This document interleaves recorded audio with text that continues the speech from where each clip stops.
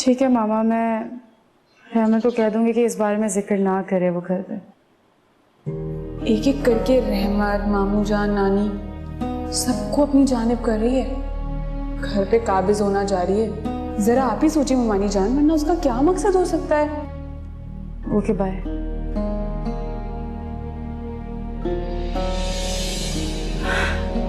अम्मी आप? क्यों, मैं तुम्हारे कमरे में नहीं आ सकती? अरे नहीं नहीं, मेरा मतलब है कोई काम था तो आप मुझे बुलवा लेती। नहीं, कोई बात तो नहीं थी, बस मैं ये कहने आई थी कि तुम्हारी शादी हो के चंद ही रोज हुए, जब तक तुम्हारा हाथ खीर में ना पड़ जाए तुम चूल्हा चक्की से दूर ही रहो तो बेहतर है। मैं समझी नहीं, ये खीर में हाथ डालने वाली क्या क्या मतलब? लो, मैं तो भूल ही गई थी, हर रस्म करने से पहले तुम्हें बताना होगा। खैर, जब वक्त आएगा तो मैं बता दूंगी, फिर वक्त तुम किचन का रुख नहीं करो तो बेहतर है। क्यों अम्मी जी? मेरा मतलब है रहमत के छोटे मोटे काम करने के लिए भी क्या मुझे इन रस्म निभाने के मरहलों से गुजरना पड़ेगा क्या? रहमत के छोटे बड़े काम तुम्हारे आने से पहले बखूबी हो रहे थे। और हाँ, एक बात और, इस घर का एक दस्तूर है, जब बड़े कोई बात कह दे तो उसे चुपचाप मान लेना ही अच्छा है। क्या, क्यों, कैसे, इन सवालों की कोई गुंजाइश नहीं है। बेहतर होता कुछ आदतें तुम अपने माँ बाप के घर ही छोड़ आती। ये तुम्हारा ससुराल है, यहाँ तुम्हें कदम जमाने की जरूरत है। इन बेमायनी बातों से एहतियात ही करो तो अच्छा है। तुम्हें खुद अपनी शादी को बचाना होगा। देखो, खुदा ना खास्ता अगर ये शादी नहीं चल सकी ना, दुनिया हंसेगी, तुम्हारे फैसले का मजाक उड़ाएगी।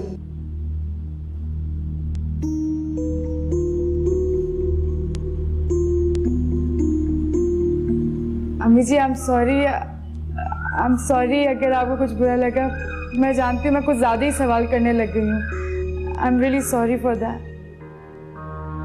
आपने माइंड तो नहीं किया ना? मैं आपसे माफी मांगती हूँ।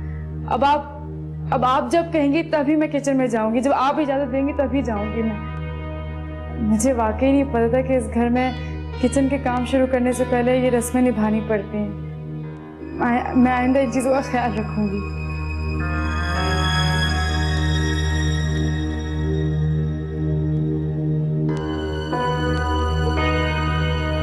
मुझे तो लगता है यहाँ पर सांस लेने से पहले बड़ों की इजाजत लेनी पड़ेगी।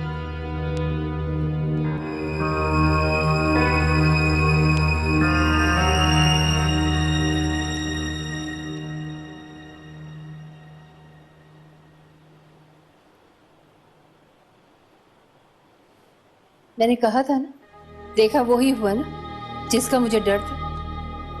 मैंने कहा था ना, 4 दिनों में वफा को अपने फैसले पर पछताना पड़ेगा। वो वहां घुट घुट कर जी रही है। कितना समझाया था मैंने इस लड़की को, लेकिन नहीं, उस पर तो ज्वाइंट फैमिली सिस्टम का भूत सवार था। क्या वफा ने तुमसे कुछ कहा है? वो बेचारी क्या कहेगी मुझसे? उसकी खामोशी और खौफ भरा अंदाज साफ बता रहा है। जिस तरह वो छुप छुप कर मुझे फोन करती है, डर डर कर अपनी बातें शेयर करती है, उससे साफ अंदाजा होता है कि अपने ससुराल में वो कितने दबाव का शिकार है। सांस लेने पर भी पाबंदी है उसे वहां। देखो, खुदा न खास्ता अगर ऐसी कोई बात होती तो वो मुझसे डिस्कस जरूर करती। वफा ने आज तक मुझसे कोई बात नहीं छुपाई। किस वक्त करे और कैसे? उस घर में तो दीवारों के भी कान हैं। वो दिन गए हमाद साहब, जब आपकी बेटी खुलकर कहके लगाया करती थी, घंटों आपके साथ बैठ के हर मौजू पे डिस्कस किया करती थी।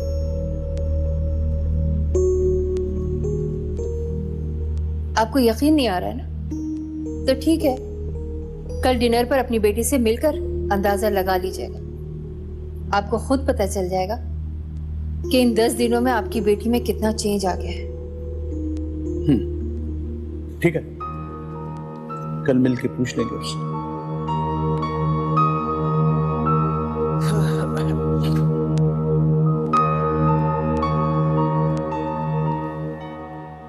तो ये है तुम्हारे सर्द रवैये की वजह। अगर तुम्हारा सजीला से चक्कर चल रहा था तो मुझे प्रपोज करने की क्या जरूरत थी? मैंने तो तुम्हें तुम्हारे किरदार और शराफत की बुनियाद पर कबूल किया था, लेकिन अंदर से तुम भी वैसे ही निकले, खोखले और मुनाफिक।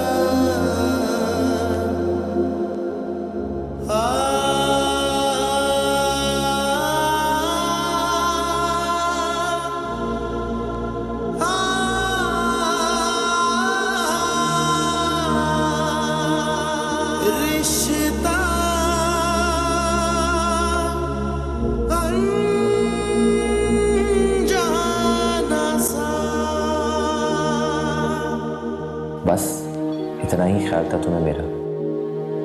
महज एक दिन ही तुम जिम्मेदारी निभा सकी और हिम्मत जवाब देगी तुम्हारी। मैंने सोचा था कि तुम आज कड़वी चाय भी पिला दोगी तो मैं खुशी खुशी पी लूंगा, तुम्हें फूल देकर तुम्हारे सारे गिले शिकवे दूर कर दूंगा, लेकिन तुम जिस तरह अंधेरे में साथ छोड़ दे साए,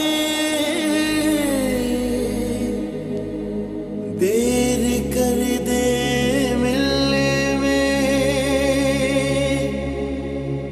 जो ख्याल में आए, लग नहीं रहा है दिल कैसी शादमानी है।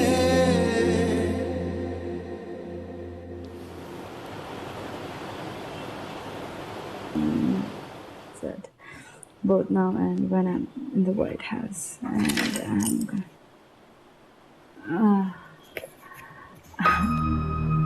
आपने अम्मी अबू से बात की? किस बारे में? आप भूल गए? आज मामा का डिनर था ना, और हाँ उन्होंने हमारे साथ जैनब को ही बुलवाया है। हम दोनों चले जाएंगे, ज़ैनब को रहने दो। क्यों? I'm sorry, मैं भूल गई थी कि इस घर में सवाल नहीं करते। मना नहीं है, लेकिन हर बात पे सवाल करना बहुत अजीब सा लगता है। आपको इस घर में आए हुए कितने दिन हुए हैं? कुछ इंतजार कीजिए, आपको इस घर का सिस्टम भी समझ आ जाएगा, फिर आप बात बात पे सवाल नहीं करेंगे। ठीक है, मैं सवाल नहीं करूंगी, लेकिन अपनी राय तो दे सकती हूँ ना? जी जी बिल्कुल दे सकती हैं आप अपनी राय। अगर ज़ैनब चलना चाहती है तो मुझे कोई एतराज़ नहीं है, चल सकती है। मैं चलता हूँ, मुझे देर हो रही है। अल्लाह हाफिज़।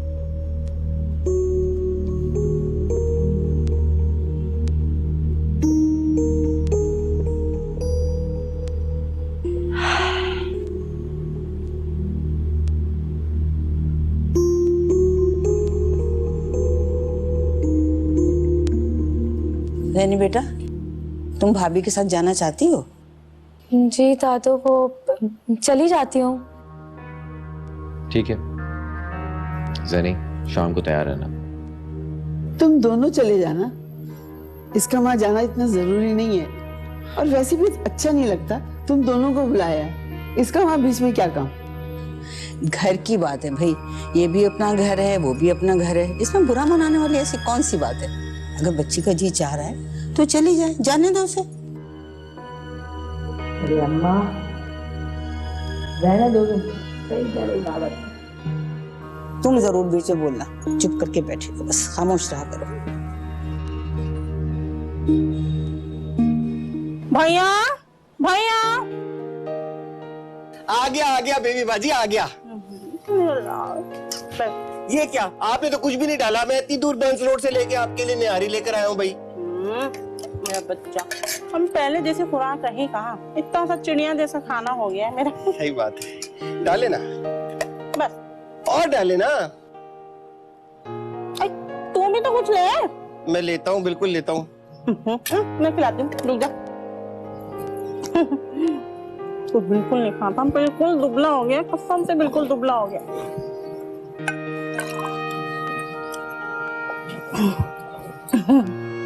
नहीं बस अब तुम खाओ।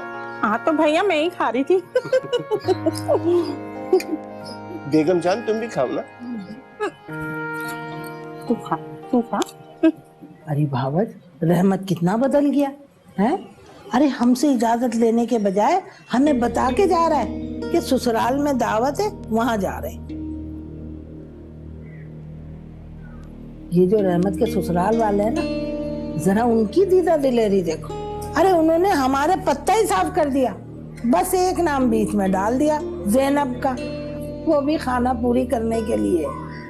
मुझे तो लगता है कि ये मियाँ बीवी ना शर्मा शर्मी में ज़ैनब का नाम ले रहे हैं, वरना उसके ससुराल वालों ने तो ज़ैनब का नाम लेना भी गवारा नहीं किया होगा। लिखवा लो बस। आपा, दावत उनकी है, उनकी मर्जी, जिनको बुलाए ना बुलाए, हम क्या कर सकते हैं। अब अचानक ज़ैनब को मना करना अच्छा नहीं लगता। आइंदा ख्याल रखूंगी मैं। नहीं, मेरा काम तुम्हें समझाना और खबरदार करना था, बाकी तुम्हारी मर्जी है। अगर तुम ज़ैनब को रहमत के साथ भेजना ही चाह रही हो तो चुपके से उसके कान में एक बात डाल देना कि वहां की पल पल की खबर आके तुम्हें दे। हाँ, समझ आई मेरी बात या समझाओ? हाँ ठीक है, मैं कहूँगी।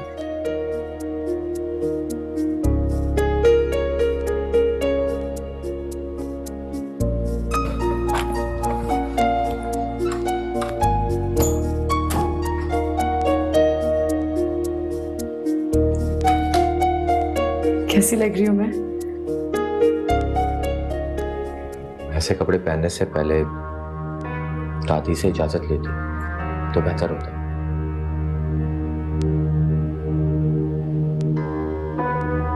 किस चीज की इजाजत?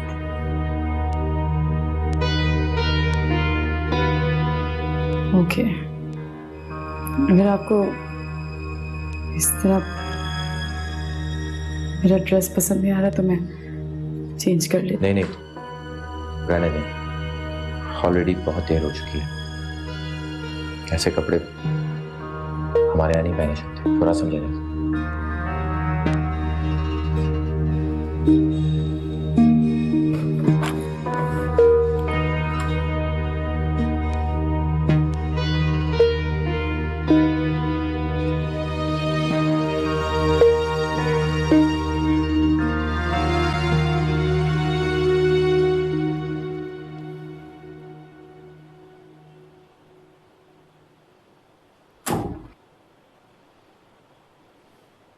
ज़ैनब,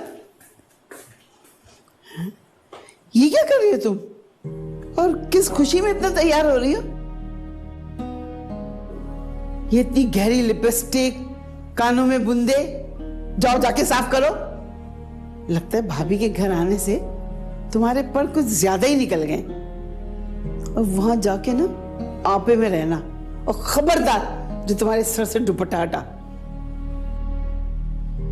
समझी तुम?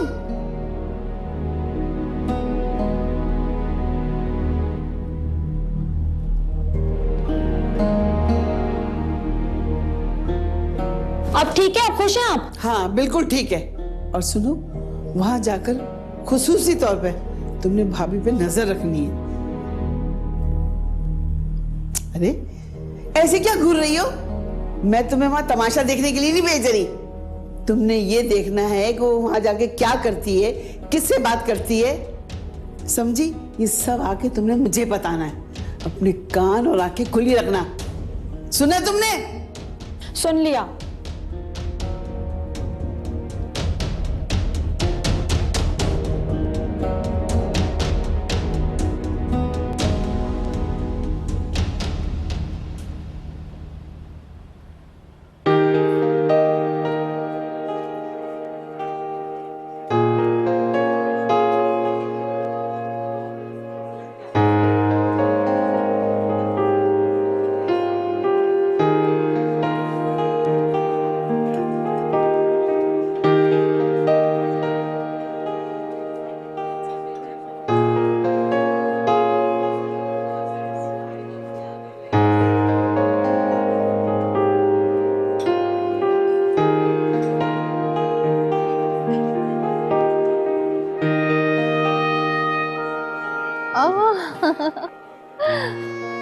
वफा, वालेकुम आंटी। ये जान, कहाँ रह गई थी तू? इतनी देर कर दी तुमने आने में। कब से तुम दोनों का वेट कर रही। और हाँ, थैंक यू सो मच। तुमने वो ड्रेस उतार कर मेरी बात मान ली, वरना मुझे तो डर था कि कहीं अपने ससुराल का कोई दकियानूसी सा शरारा पहन कर ना आ जाए। You're looking very fabulous. Come on, let's join the party.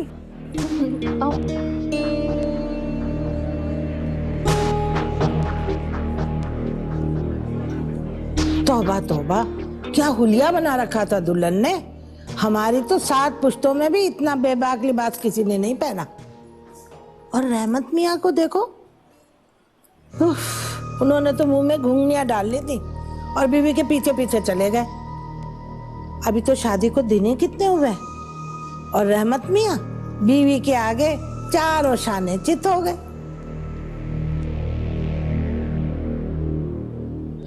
वैसे सही बात है ममानी जान, इतने साल हम इस घर में रहे लेकिन हमें अपनी मर्जी का लिबास मुंतखब करने की कोई इजाजत नहीं, और अचानक से वफा के आते ही सारे कायदे कानून हवा में उड़ गए। वैसे उसको तो जरूरत ही नहीं होती है कि किसी से इजाजत लेने की जहमत हो जाए। मैंने उसे इजाजत दी थी, उसने मुझसे पूछा, मैंने उसे इजाजत दे दी, इसलिए कि रहमत को बहू के ओढ़ने पहनने पे कोई एतराज नहीं, चाहे जो वो पहने। अब एक बात मुझे बताओ, तुम क्यों बहू से अपना मुआवजा कर रही हो? जब तुम्हारी भी शादी हो जाएगी तो तुम भी अपने शौहर की पसंद की चीजें पहनोगी।